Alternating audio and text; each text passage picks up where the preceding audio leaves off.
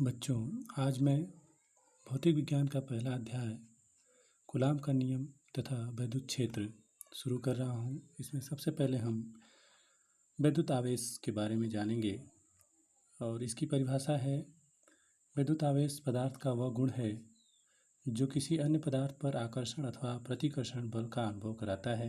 इसका मात्रक कूलाम होता है। सूत्र Q बराबर IT। इसके लिए मात्रक एम्पियर सेकेंड भी होता है, अर्थात 1 एम्पियर सेकेंड बराबर 1 कूलाम। बच्चों, जो आवेश होता है, वैद्युत आवेश, ये कैसे इसकी उत्पत्ति हुई, कैसे पता लगा? सबसे पहले एक यूनानी दार्शनिक थेल्स ने जब अंबर से ऊन को रगड़ा तो उसने देखा कि इसमें हल्की वस्तुओं जैसे कागज के टुकड़े, तिनके इत्यादि को आकर्षित करने का गुण आ जाता है। लेकिन इस बात को लगभग 2000 वर्षों तक कोई मान्यता नहीं मिली।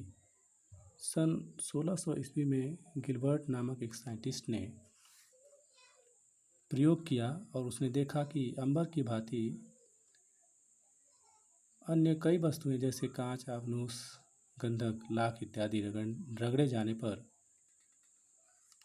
हल्की वस्तुओं को अपनी ओर आकर्षित करने लगती हैं।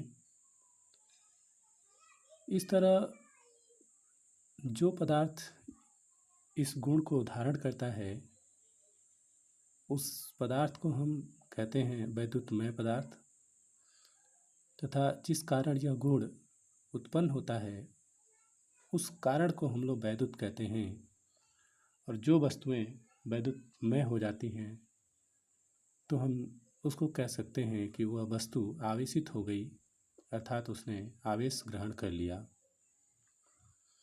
अब दूसरी बात बच्चों, आवेश दो प्रकार के होते हैं।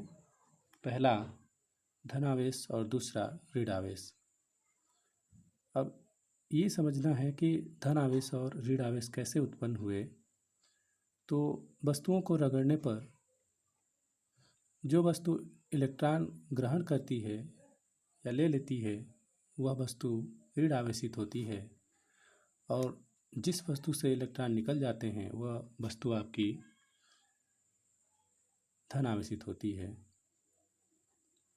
दो धन आवेशित वस्तुएं एक दूसरे को प्रतिकर्षित या दो ऋण आवेशित वस्तुएं एक दूसरे को प्रतिकर्षित करती हैं। इसी तरह से एक धन और एक ऋण आवेशित वस्तु एक दूसरे को आकर्षित करती हैं।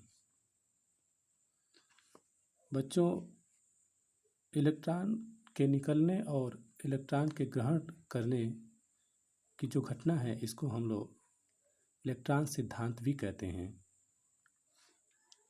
तो बच्चों, ये है विद्युत आवेश के बारे में, और आप इसको नोट कर लेंगे और इसे याद करेंगे।